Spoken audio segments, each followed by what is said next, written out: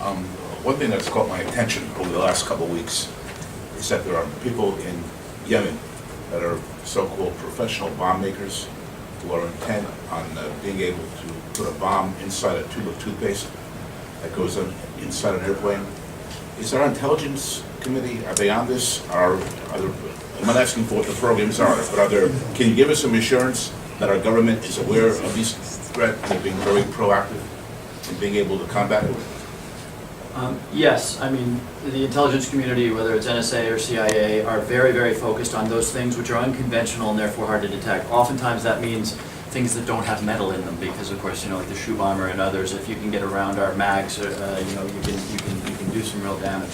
And so, yes, is the answer to that question. But ironically, the world we find ourselves in, or where the intelligence community finds itself in today, is that they've actually done a very, very good job going after hierarchical Al-Qaeda. They got bin Laden, they've gotten basically everybody but Zawahiri.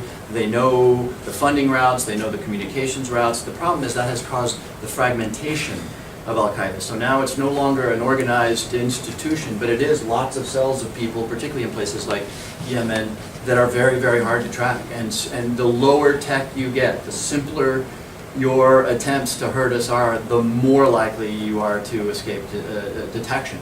But yes is the answer to your question. They are very, very focused on unconventional threats.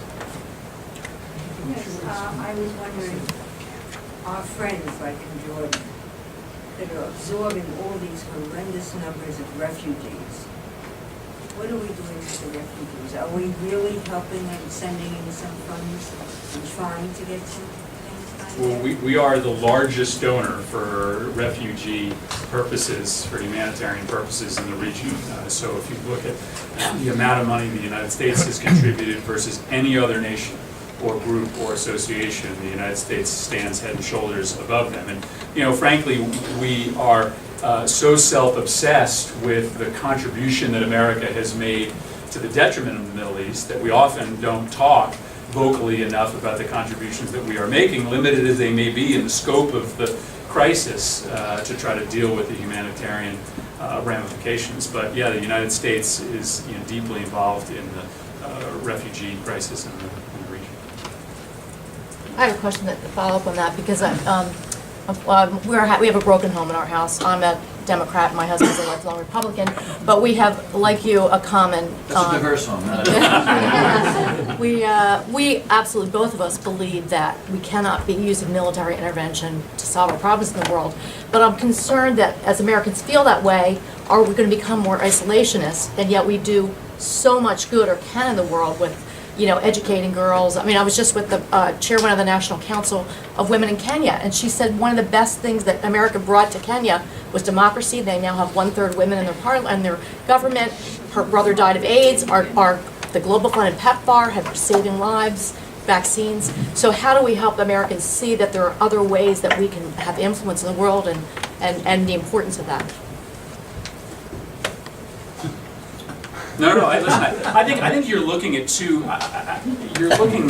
members who are hoping to occupy that exact space, right? The debate in Congress seems to be between these neocons who believe in sort of fight first, ask questions later, and the isolationists who think that the United States essentially needs to retrench. And you've made, frankly, a better argument than we can make as to why the United States can still be a force for good. And for us to withdraw not only would compromise American national security, but would fail to recognize the reality of the world economy today.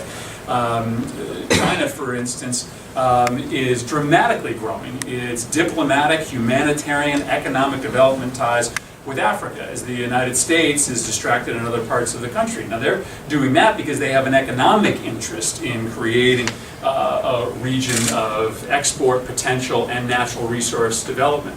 And so you can certainly make the argument that the United States can be a force for good when it comes to humanitarian assistance or human rights. And think of what we could have done with the $3 trillion that we spent collectively when all is said and done on Iraq and Afghanistan and all of the follow-on veterans costs. Think of what that $3 trillion could have done in humanitarian assistance for democracy, for women's rights all across the world.